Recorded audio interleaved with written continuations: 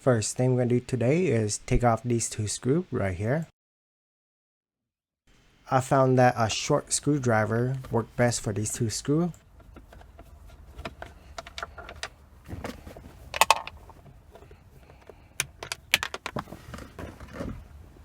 This part, just push it down.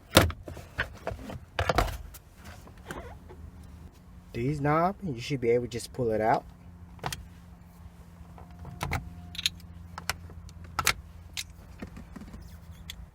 You have two screws right here you need to take off.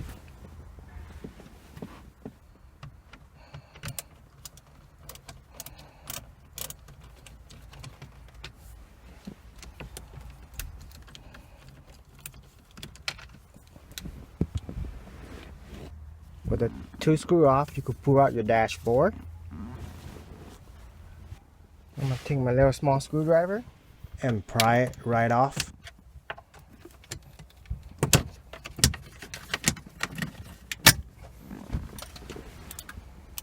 You have four screws you need to take off. This one, that one, that one, and that one.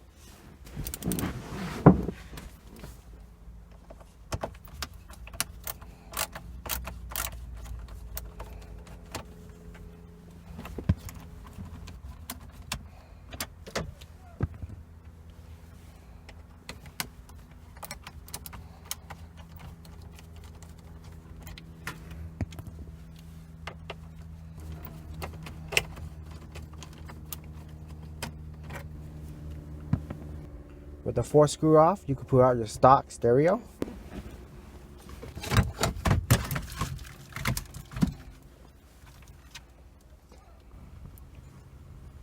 With your stock stereo sticking out, just unplug. There's a tab right here. Now it's time to choose yourself an aftermarket stereo receiver. There are many different types with different features you could choose from. The one I have on my vehicle is the Kenwood KDC-BT558U. When I bought the receiver, it came with this connector, and this connector will be plugged to your receiver going out to your vehicle. This diagram represents the wires for the connector of the aftermarket receiver. You can't just plug in the open wire from the aftermarket receiver to your vehicle. You will need this second connector. This second diagram represents the wires for the connector going to your vehicle harness. This last diagram is showing you how the wire should be connected between the two connectors. The colors of the wire are pretty accurate to the diagram, at least when I did it to my vehicle. Normally, the color black represents ground. I have this black wire connect to a metal frame in the back where the receiver will sit. If you have an amplifier in your car, this blue and white strip wire will go to it. I have a wire for the remote control and another one for mute, which I won't be using.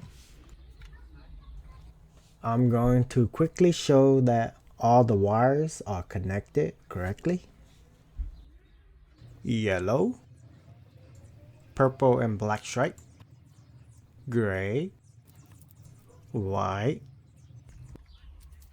green and black stripe, purple, blue, green, red, and orange, which I'm not going to use. Now I'm going to take the aftermarket vehicle harness connector and plug it into the factory vehicle radio connector, just like that.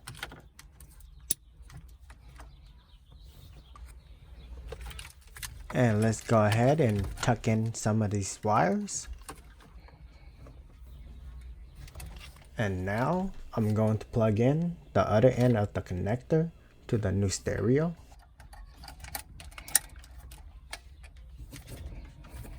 Also, don't forget to plug in the wire for the radio antenna. These two plugs go to my amp. They are optional for your vehicle.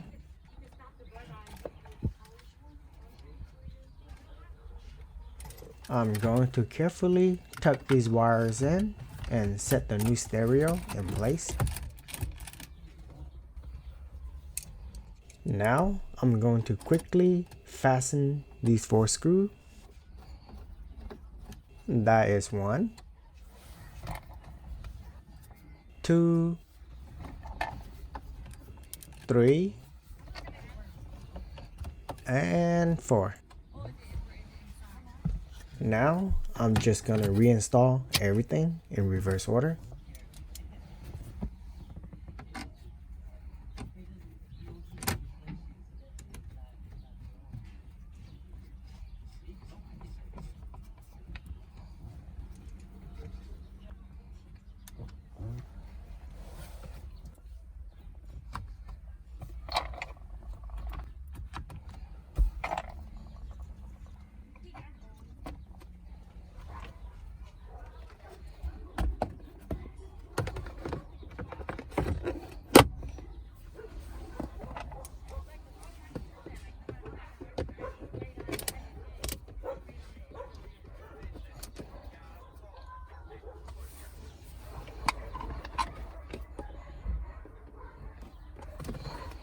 Don't forget the trim ring that comes with the stereo.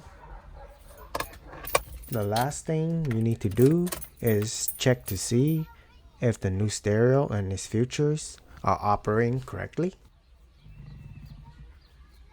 Click the like button if you found this video useful. Subscribe for future update. And again, thanks for watching.